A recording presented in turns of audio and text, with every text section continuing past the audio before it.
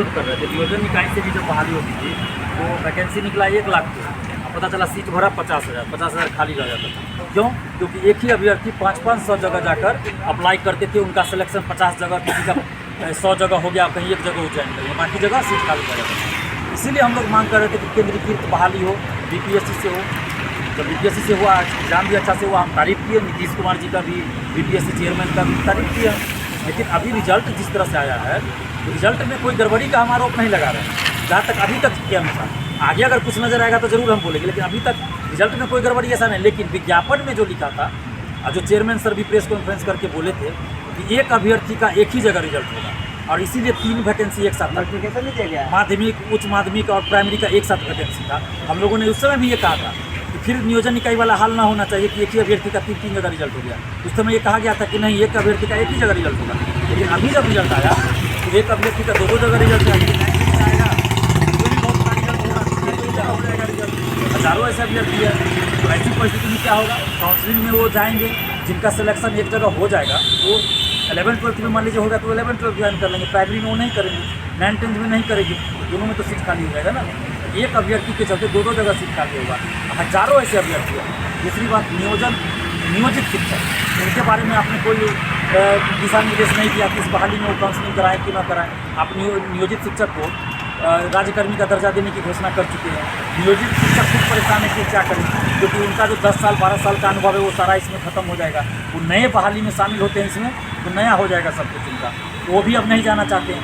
उनके जगह पे नए अभ्यर्थी को आपको मौका देना चाहिए। ये सब बीएड, डीएलएड, सीटेट अपियरिंग में मौका इसीलिए दिया गया था, और हम लोगों ने भी मांग किया था कि आप जब रिजल्ट टीआरई का आएगा तो उससे पहले आप उसका डॉक्यूमेंट्स अपलोड करवाइएगा, मार्कशीट अपलोड करवाइएगा।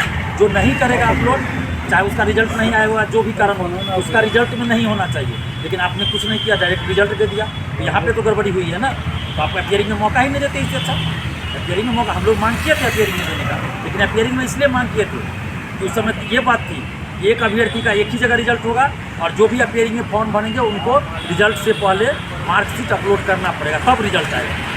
यहाँ तो कुछ नहीं किया गया। आपको सीटेट फेल है मान लीजिए, एसटीईटी फेल है, एसटीईटी तो खैर फेल वाले फॉर्म ही नहीं भरे होंगे, क्या कि उस समय नहीं था। बाकी बीएड में फेल हो गए, चाहे रिजल्ट नहीं आया, तो वैसे अभ्यर्थी बीपीएससी में पास है, तो उनका तो काउंसलिंग में बाहर हो जाएगा, सीट खाली हो जाएगा। तो सरकार क्या चाहती है? 1,22,000 सिर्फ कागज़ पे और अखबारों में दिखा दी कि वैकेंसी दी है, मीडिया में दे दिए कि 1,22,000 को नौकरी दे दिया।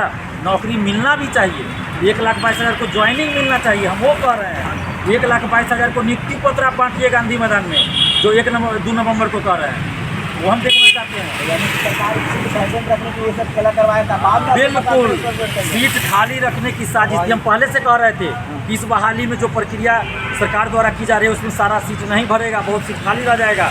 तो अभी भी हम मांग कर रहे हैं सरकार से, नीतीश कुमार जी से हाथ जोड़कर विनती कि आप जो इतनी हड़बड़ी दिखा रहे हैं, 2 नवंबर को ही नियुक्ति पत्र बांटना, क्या हड़बड़ी है? आप 20 नवंबर को भी बांट सकते हैं, दिसंबर को भी बांट सकते हैं, क्या हड़बड़ी है? अभ्यर्थी तो ये नहीं मांग कर रहे थे कि आप इतना जल्दी कर दीजिए। आप आराम से 11th-12th का काउंसलिंग करवा लेते, उसमें जो अंतिम रूप से चयनित होते तो फिर उनका रिजल्ट आप 9th-10th में नहीं देते, जो सफल होते, फिर उनका रिजल्ट जो 9th-10th में होते या 11th-12th में होते उसका प्राइमरी में नहीं देते। तो ऐसी प्रक्रिया आप अपनाते, लेकिन आपने क्या किया, सबका रिजल्ट दे रहे हैं साथ साथ, और उसमें पूरा हौच-पौच जो कहते हैं ना वो हो गया। तो 2 नवंबर को ऐसा क्या है, नीतीश कुमार जी बताएं। गांधी जी का जयंती है, सुभाष चंद्र बोस जयंती है, क्या है कि 2 नवंबर को ही आपको बांटने की मजबूरी है, या मन में कुछ है कि 2 नवंबर के बाद विधानसभा भंग करके कुछ और करना है उलट के? वो भी है कुछ, तो बोल दीजिए। हम लोगों को सरकार का ऐलान भी कर दिया कि आपकी जल्दी वैकेंसी दे, नवंबर का वैकेंसी निकालने की बात कर रहे हैं। वैकेंसी का हम स्वागत कर रहे हैं, लेकिन ये कौन सी वैकेंसी आप निकाल रहे हैं? सीट बचा हुआ उसका भी देंगे, सीट बचा रहे हैं, फिर अपने नया वैकेंसी दिखा रहे हैं। तो पहले तो इस वैकेंसी को पूरा कीजिए ना। जो मिनिमम क्वालिफाइंग मार्क्स तय है उसके ऊपर जिसका मार्क्स है, आपने पास किया है इसमें 11th-12th के बहुत सारा सब्जेक्ट्स में। प्राइमरी में कंपटीशन ज़्यादा टफ है, क्वेश्चन भी टफ था, उसके बाद अभ्यर्थी भी ज़्यादा है, उसमें कट ऑफ भी ज़्यादा जा रहा है, तो उसमें सीट खाली क्यों रह रहा है? सीट खाली नहीं रहना चाहिए ना।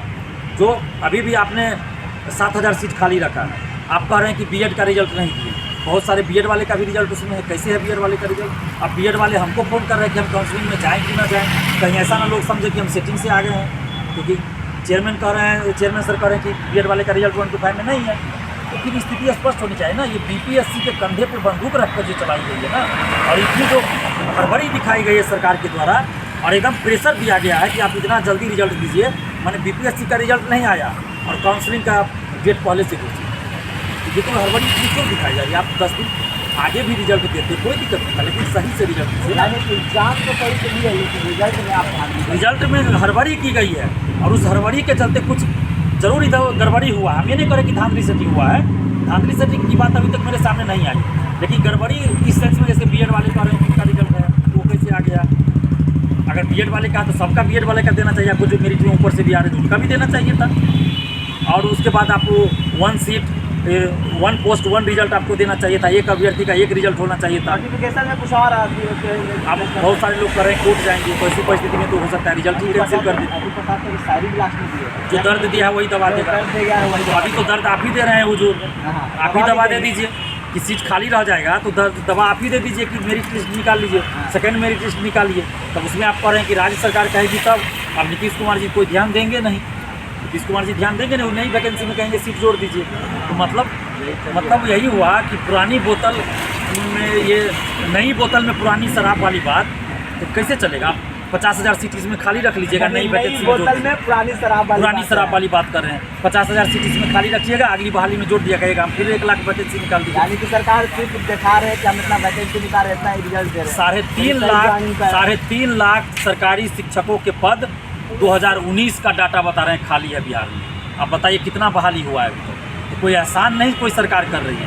हाँ, बहाली निकाली, हम धन्यवाद देते हैं सरकार को, लेकिन 3.5 लाख का डाटा हम 2019 के अनुसार बता रहे हैं। 2019 के बाद तो अभी बहाली हो रही है। चलिए।